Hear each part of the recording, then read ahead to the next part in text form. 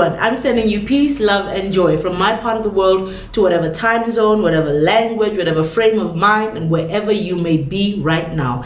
This is my first YouTube video, so I am very excited, and I thank you so much for joining me. Please like, subscribe, share, you know the drill. Today we're going to be talking about hair, all things hair.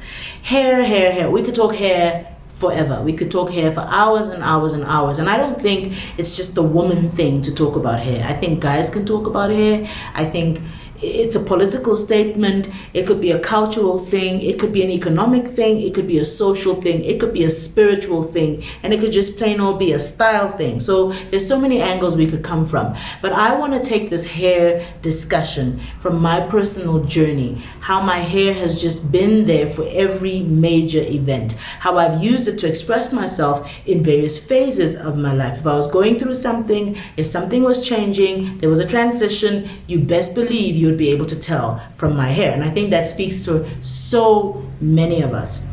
I remember so many key events and how they were tied to my hair or what style I was wearing, how it made me feel. It's a really big deal.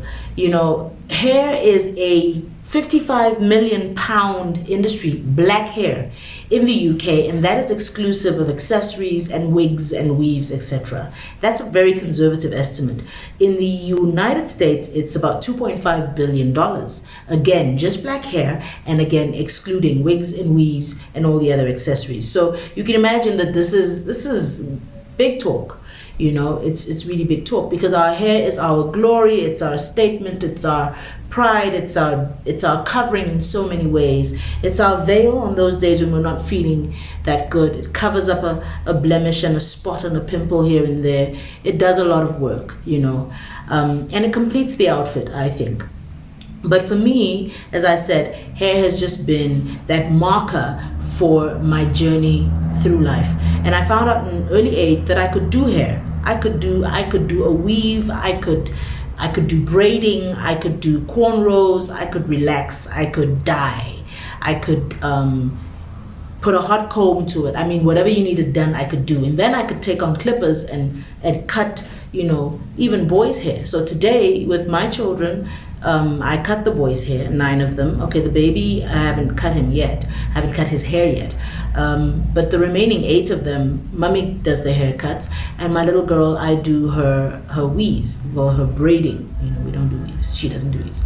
I do her braiding. So it's always been a part of me. It was a gift and a talent that I found that I had, and it was one that I built many friendships around. But I remember some key stories I'd like to share with you. I remember being little, like every little girl. I was looking in the magazines and I saw this long golden locks, and I thought to myself, that's what I want. So when my mom says, come, let's go to the salon, I thought to myself, this is it. I'm going to come back as Goldilocks. Can I tell you something? I came back as Baldilocks. You want to know why? Because that's what most moms do when it's like, I've got a full plate, I can't put in looking after your hair as well, and then off goes the hair. So I was one of those. But that led me to my first racist incident, I remember. I was on the playground, and a bunch of girls were just like, who's this black boy on the slide? And they, you know, got me off. I can't remember how they got me off, but I just remember being called a black boy, and that thing stung and had stayed with me up until some point in time. So I don't remember it out of pain now, but I just remember it because that was a rough experience at that age. This was in the States. And I remember being in varsity and rushing off to Kinkies. Any of you who live in Johannesburg will know Kinkies in town, where we used to go get the hair. And it was 30 minutes to their closing time. Now, I was a student, so I was either going to have transport or I was going to have hair. And I couldn't do both. So I wasn't going to do the transport, I was going to go buy the hair, which means I had to walk as fast as I could to make it to town before they closed. And on my way, I see this guy, you know, the kind that stay on the street side and they whistle and they throw obscenities at any female passing by, and you're supposed to feel grateful for the attention and supposed to respond with respect. And so this guy was shouting and calling at me and calling, and you know, I'm in a hurry. So, and even if I wasn't, I would not have answered clearly. And so my friend sees I'm getting agitated, and she says to me, just ignore him, let's go. Then he gets more ticked off. He's like, just ignore me. Just ignore me. I'm called heroin. And then he comes for me. So I turn around, like he clearly wants my attention. Turn around and I get my finger in his face. I don't know what I'm saying. And he is not having it. So he advances more. I think this has worked for him in times past, where he would come at you and you would cower. But I wasn't having that. So the finger didn't drop and his mouth didn't close. And so the finger goes in his mouth and I didn't retreat. I dug that fingernail in and I pulled him to me and got him in my face, because this was the attention he wanted, I reckoned. And had a talking to him, I told him, you know, a thing or two. Don't remember what I told him, but I know it made an impact on my friend, because she got back to dorm and she was like, yo, you see this chick? Don't be fooled by how chilled she looks. I don't remember what I said. It really made an impact, and I think maybe it advised other people to just back off for a while, because I wasn't disturbed thereafter in that manner, not that I remember. But I have had some other situations on the street, and I thank God for Jesus, because, you know, he redeemed a girl like me. I must tell you. I just I was an only child, you know. I had to fight for me all of the time, so it wasn't gonna happen then. But now I'm chilled, and in any case I don't find myself in those situations anyhow. So this was just one of those journeys, you know, going to get my hair done. And because I could do my hair from an early age, I was very skilled with the art of hair making, but not with the science. I mean, I remember a time when I relaxed my hair every single day for a week, daily. It was part of the styling regime. I'll get the relaxer out, I'll put it on, new growth, no new growth. Daily, my hair was relaxed. Can you imagine if she had a voice and she could speak to me and just say, girl, what are you doing? I've abused this friend of mine, this one that's sticking closer than a brother, but she's forgiven me more times than one. And because of that lack of knowledge about the science of hair and just wanting to look fly, I put my hair through all sorts, and I let her be in all sorts of hands. I've had hairdressers, you know, the people who would get an apprenticeship to learn styling but knew nothing about looking after hair. I've had my hair done in dorm rooms. I've had my hair done in dingy apartment buildings with rats and roaches running through. I've had my hair done in salons at the depth of Hillbrow to the heights of Houghton. I've done this hair everywhere. I have made hairdressers in this town, I must tell you, because I would dream up these styles, and then in the morning I would go to these hairdressers and say, here's the hairpiece I think I need, here's what I saw, you take it up to this stage, and then when you're done, give me the scissors. Give me the tongs and I'll take it from there. And I will finish this masterpiece. I get out there, it's a style that's never been seen before. Of course it suits me perfectly, because guess what? I dreamt about it, right? So all the girls would be like, who did your hair? Where did you get the hair done? Da, da, da, da, da. And I would introduce them to these people.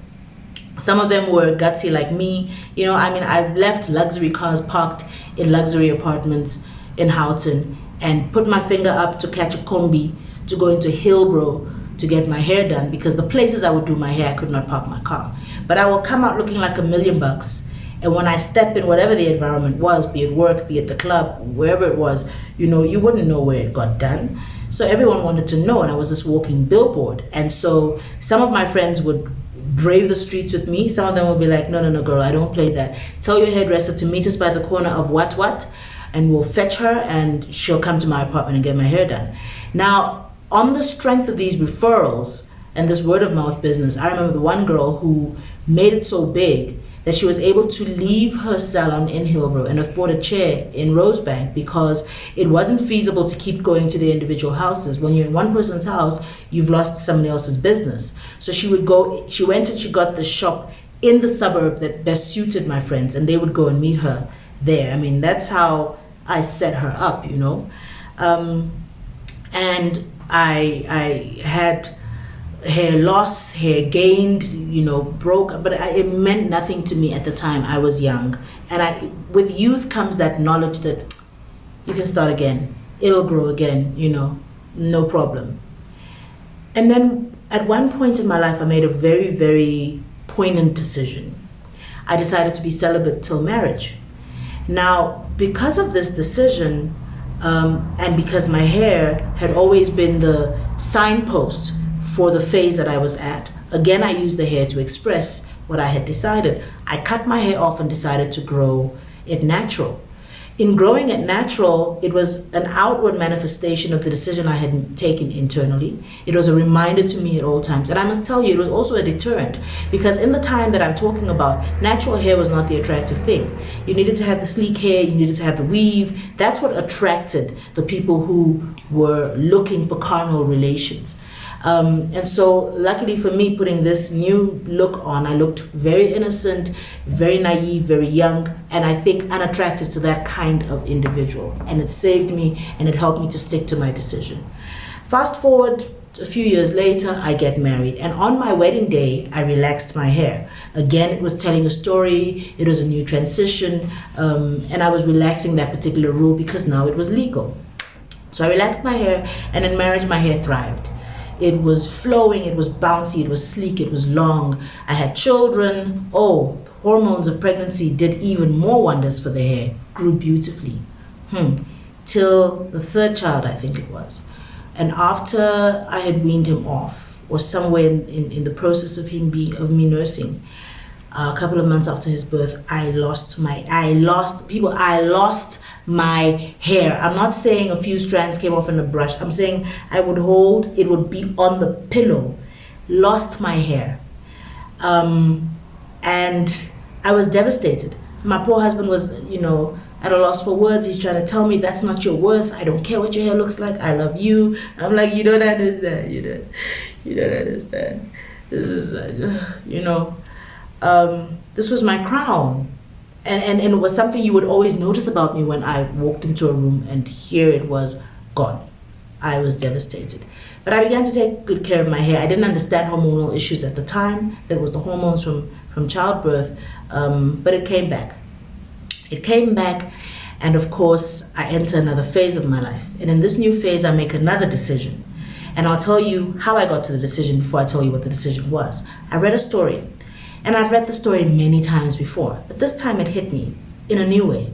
I read a story about a woman who got on her knees and wept at the feet of her master and wiped his feet with her hair, washed his feet with her tears and wiped his feet with her hair. That thing hit me big. I thought, firstly, this hair must have been long and luscious to be able to wrap it around like a towel and get it to be effective. Number two, it must have been so thick to absorb all that moisture. So that was on the physical side. But on the spiritual side, I thought to myself, this is what it means to cast your crown. I mean, my hair is my glory. It's my statement piece. It is my expression of whether I am rebelling or conforming. You know what I mean? And here, I have the opportunity to worship with my hair. That was deep. And I was like, I'm going to do that. I had a Me Too moment. I'm going to do that. So I had the conversation. I was like, I'm going to worship you with my hair in this way. You're going to have to give me length. You're going to have to give me volume. You're going to have to give me beautiful hair. Otherwise, I don't think I'll be able to wrap it around your feet, technically speaking. And did all hell break loose on my hair the minute I made that proclamation? So the first thing that happens is, the weaves have got to go. And child, you need to know, I had a new weave every month. It had to be human hair. It had to be the highest quality. And hair, no more. So I had to face myself as I was. And I had practiced telling myself in the mirror, month in, month out, before I put a new weave on, that myself was not enough in this department. So I said, okay, human hair will be easy to do. First off, I had watched Chris Rock's documentary, Good Hair, about how the hair was manufactured or sourced. And I thought to myself, okay, here you've got a woman who's feeling the same way I'm feeling. At the end of every season, she goes into her temple, she lays her head down at her god and cuts her hair off, and she leaves it on the temple floor as a sacrifice. The difference is she's got a different god. So then I take the hair that she's used to worship her God, put it on my head, and tell my God that I'm using this weave to worship him. It wasn't adding up. 1 + 1 was giving me 3. The mathematics, she was not gelling. So that had to stop. So we were not doing the human hair. And I think another source of human hair was, especially from East Europe, was just impoverished communities, poor women who had to cut their hair and sell it just to make a living. And I thought to myself, I don't want to be on the other end of that transaction. So someone cries and she weeps and she's desperate and she gives her hair. I give her my money and then I flick her hair. And each time I flick, there's her pain, there's her loss of dignity, there's her loss of glory, or whatever else she associated her hair with. That's not the God that I don't see him wanting to receive that sacrifice from me either. Because remember, for me, my hair was now the currency of worship. So I thought, okay, human hair won't do. We don't even know if, some of this hair is from dead bodies. I don't know, but that's not going to do either. So what about plastic hair? So I tried plastic for a while and then that wasn't working. So I let that go. And then I stuck to relaxing my hair. Then I relaxed my hair and then I have another one of those episodes of hair falling out. Complete loss of hair. You get off the pillow, loss of hair. And now that I think about it, I realize that all of these times it was changes in hormones after giving birth, but I didn't know at the time. Complete loss. Dololo, I was bald, people. And I turned to him and I was like, when I say I'm going to worship you with the hair, I mean, all you had to do was provide the length of hair and I was going to bow. What's this? This is not part of our agreement. And you know what I felt in my spirit? I felt in my spirit that I'm again worshiping him with something that he didn't give to me. Think about it. It's like I straightened the hair. I took what he had given, looked at it and said, not good enough, straightened it, came back to him and said, you see, now this is how you should have made it, right? Now that I've dissed you, come let me worship you. That was a conversation I had with myself. And I realized at that point that I had to go natural. So I was back at the point that I was at when I decided to abstain and wait for marriage. I was back in that position, and there was a lot going on spiritually, which was very akin, very close to the place that I was at when I made the decision the first time. And here I was growing my hair naturally. I've had more babies since then. I've had tremendous hair growth, tremendous hair loss again since then, many setbacks. And I think because I've not been able to do the normal protective hairstyling that most people would do, put it under a wig, leave it under a weave or something, it suffers. Till I discovered wool. So I was able to do my hair with wool and I have some peace with that for now. You know what? Life is in phases and stages, excuse me, transitioning. So I don't know, excuse me, if there'll be another decision along the line. But for now, we're at this point where I can use wool and I can get braids, which for me are not so far from the natural. So I have them quite close to my natural hair length. And then I don't feel so artificial. I've lost between 2017 and 2019, my hair went down from about 12 inches to about, now we're hovering around 6 inches. A lot of that has been because of cutting the hair. I cut it because it was just so straggly and so weak. I'm gonna show you now 2 images. One is from the video of Love Is What It Is, which was shot in 2017, and you see a nice flowing afro. The other is from the video of I Do in 2019, and you can see literally looking like a rag doll. I mean, it was just straggly. Complete loss. And my hubby was like, oh, I love it when you put your fro out, please do the fro for the video of I Do. And I'm telling him it's not the same fro, but till he actually saw them, side by side, he didn't understand what I was saying and the impact of the change in hormones postpartum, after giving birth. So, my hair it's not the crown it used to, it's not the focus it used to be. It's no more me. It really now has come to that place where it's that thing that I lay down. Of course, I want to look good. I think that in looking good is also an expression of worship. I think that beauty is favor, if well used and well directed, as long as it's not vanity, and as long as the one who gave it gets the glory. So I'm not in any way advocating, just going all not taking care of yourself, etc. And I'm very cognizant that my walk would be completely different from somebody else's walk. And you might listen to this and just be like, oh, child, bless your heart, but I'm not going that route. But I just wanted to share my story. And whatever impact it may or may not have had on you, I wanted to share my story. And I hope you found it interesting. I'm going to do another video in the coming days.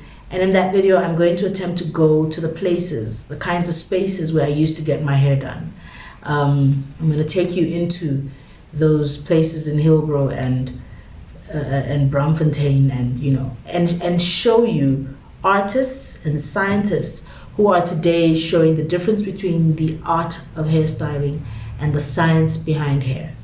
And I want to encourage you, within your means. It's not a route of competition. We're not, trying to grow hair at the same pace, or wherever you're at, whatever you do with your hair, whether you've got the weave, you've got the wig, you go natural, you don't go natural, it's your hair, it's your expression, and you must be convicted for every phase and every decision that you make.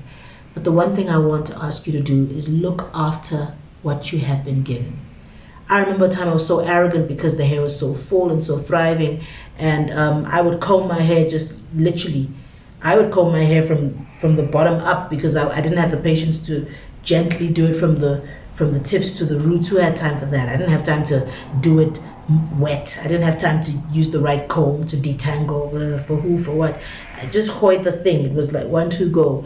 And I put my hair in the hands of people who would, those girls who would get the blow dryer on the highest heat with no heat protection, put that grease in like they're frying chicken, and then have a fine tooth comb on natural hair and rip at your hair with the intention of, doing braids so that they could sew tracks in, and pull the weave so tight that your hairline would be saying so long bye-bye to the front of your face and heading towards the back. I mean, I subjected myself to that, but who cared?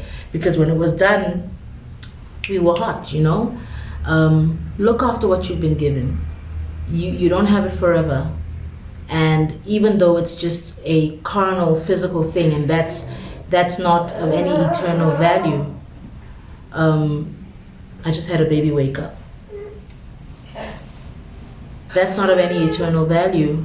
It still is an asset you've been given and a resource that you will have to account for. So look after your hair, look after you, hit the like button, subscribe, comment down below, and join us next time for another video. Love you.